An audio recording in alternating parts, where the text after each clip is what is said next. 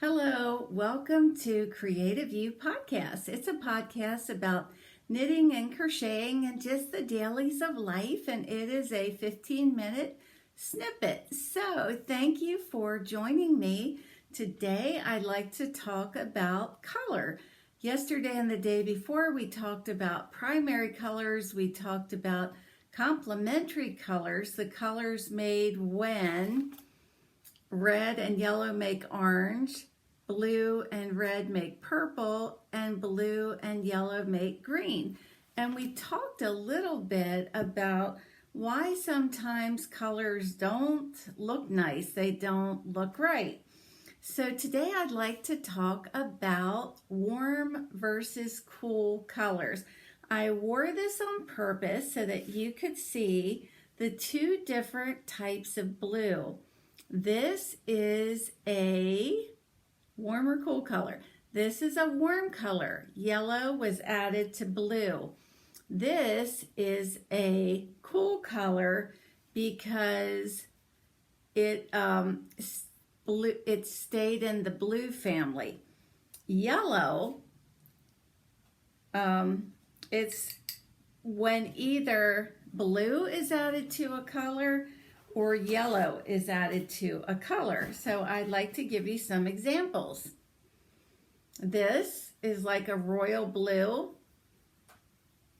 and that is definitely not a warm color. If I said this backwards, this is a warm color, this is a cool color.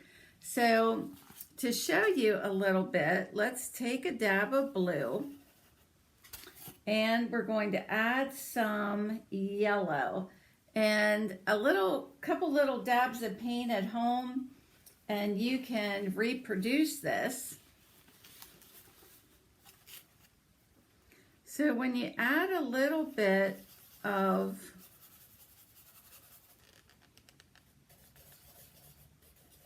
you get a different blue. Now we don't want it to be green, we just want it to be, there you go. And that's how you get your turquoises and things.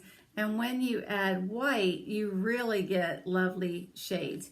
Here I mixed red and blue to get purple, but we could either intensify that color with more blue, and you're going to get a nice lovely shade of purple here. That's called a blue purple. Okay, but if we added some yellow, excuse me, I'm trying to rinse my brush off. If we added a bit of yellow to that purple,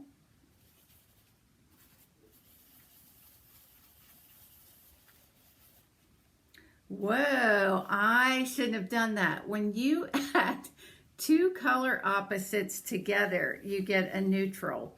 So when you add blue and orange, purple and yellow, you're going to get a gray or sometimes a brown. And when you tie-dye shirts or you dye yarn, you definitely don't want to do that.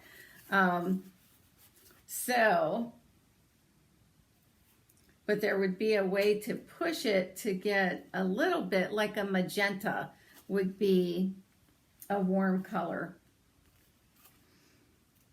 Blues, when you take blue and you add a little bit of red, not much, you're going to get a rich blue. So sometimes with knitting, crocheting, when you start to mix warm and cool colors, it's not always pretty. And when you paint, cool colors recede, so they look like they go back. So I thought I would show you some examples here. This fabric works because everything is the same. Everything is in the same color family. It's not hot. It's in the cool range, and it all works. Now, suppose the bright yellow suddenly got really intense, like a bright, bright yellow. That would throw everything off, and it wouldn't look very nice. Or suppose your green was a real intense yellow green. It wouldn't look good.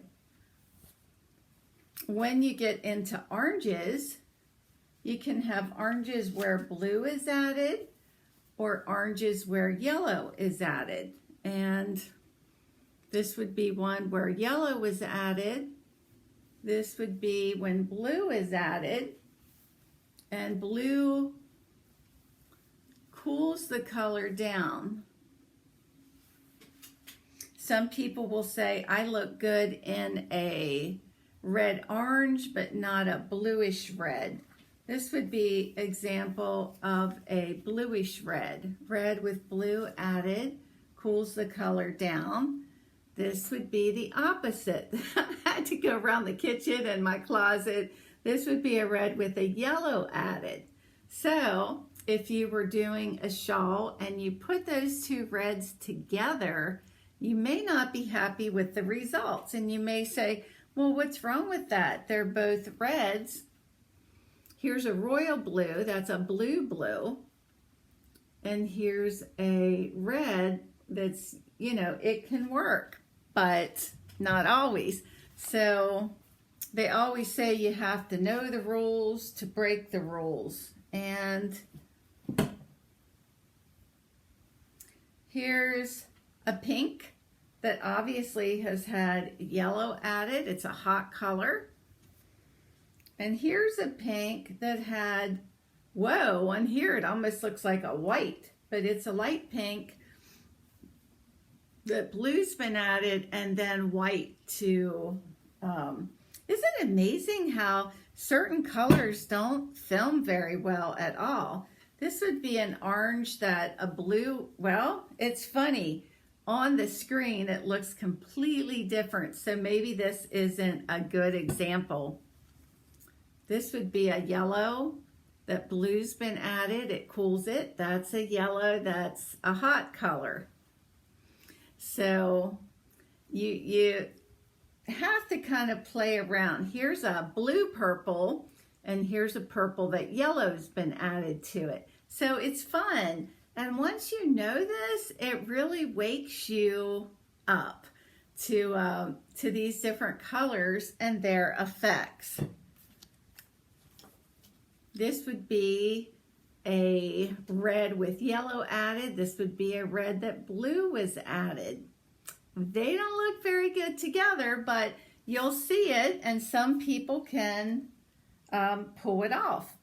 So it's just before Easter. Tomorrow's Easter, and of course, not many people are getting together.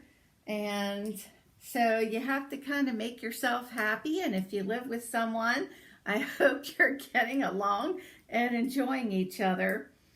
I wanted to mention a little short film. I'm kind of getting hooked on these things. They're called Omeleto. It's like the word omelet, but an O. And I'll put this in the notes. And it's a short film that won lots and lots of awards. And it's called The Present. And it's about a boy that gets a puppy. And it's surprising what happens. And I am surprised every day when I talk to people and they say, well, I don't know how to do YouTube. Just put youtube.com and then in the search bar, write what you're looking for. I have music, you can save it, you can create lists, movies, commercials, different types of music. And in praise of Easter and the resurrection, there's a series on YouTube called The Chosen Season 1. And they last about 45 minutes. They're free, and it's the life of Jesus. And let me tell you, I feel like it's the present time, like it could be happening now. In the past, I've been turned off by religious movies and such because either they don't have the facts right, or the religious leaders and the wealthy are just so sickening that you don't like to watch them. Last year, I started to watch The Christ Slayer, about the man who killed Jesus by sticking the knife in his side. Totally not true.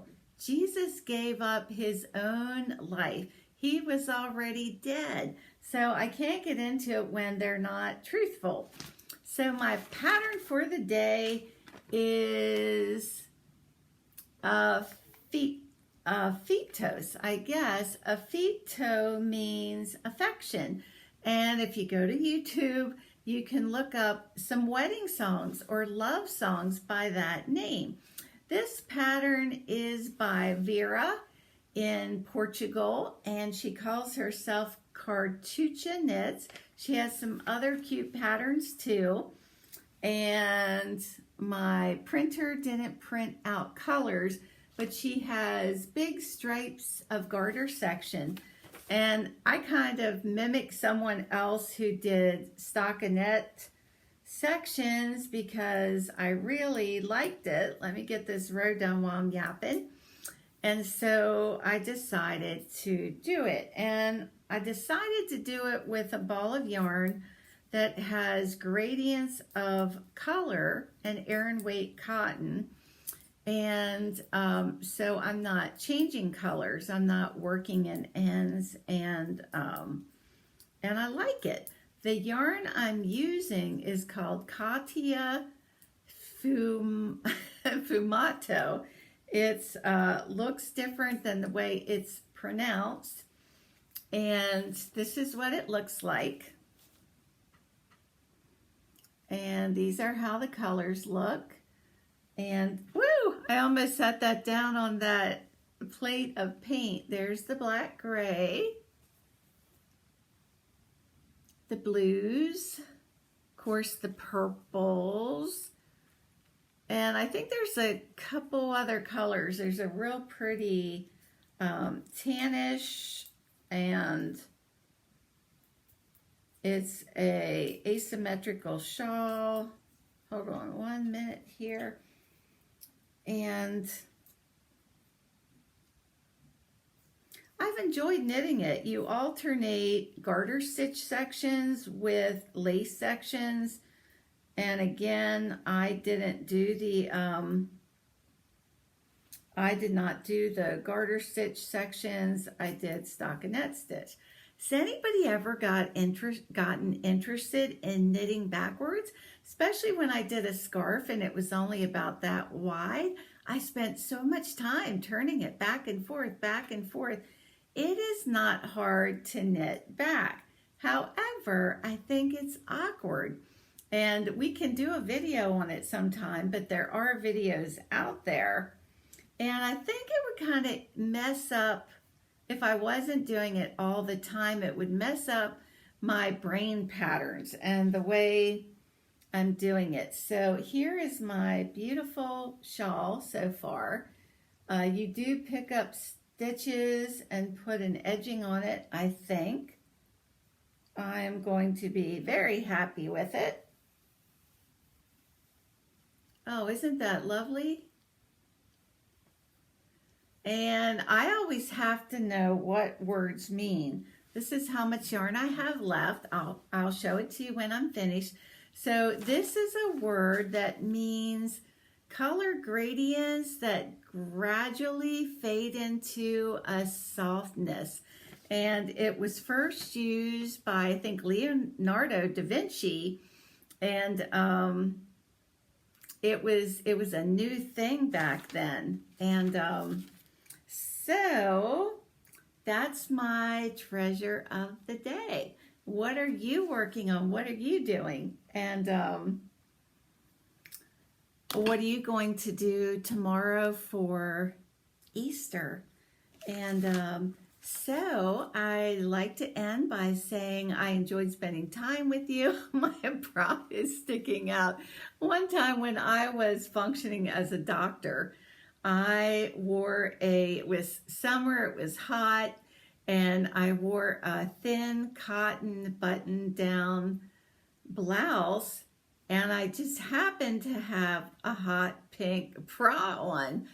And one elderly lady during the encounter says, "You have a pink bra on, don't you?" And she kind of giggled, and it was kind of funny. But my last patient of the day, he was a younger guy, late 20s, 30, and his girlfriend was with him. And at the end of the visit out in the hallway, she said, "I can see your bra." And I thought, well, okay. I mean, everybody wears one. Now there's a debate that they're not healthy for you and maybe they lead to breast cancer.